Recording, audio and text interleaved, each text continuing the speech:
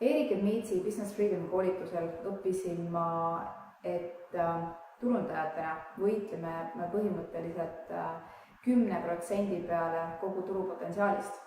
Ehk siis 3% on need inimesed, kes juba teavad, et nad vajavad kas sinu toodet või teenust.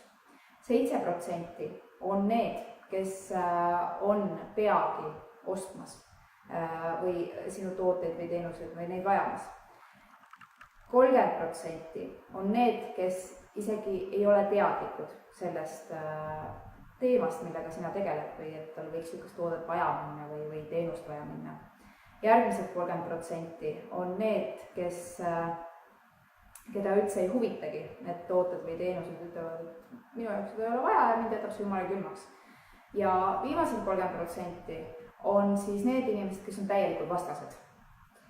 Nüüd turundajatena peaksime me tegelikult ju, või tähendab, kui potentsiaal on nii suur, siis me võiksime püüda ka ülejäänud 90% inimestest, mitte keskenduda sellele 10% inimestele, kes juba otsivad meie teenuseid või inimestele, kes alles hakkavad otsima või teavad, et varsti on neil seda vaja.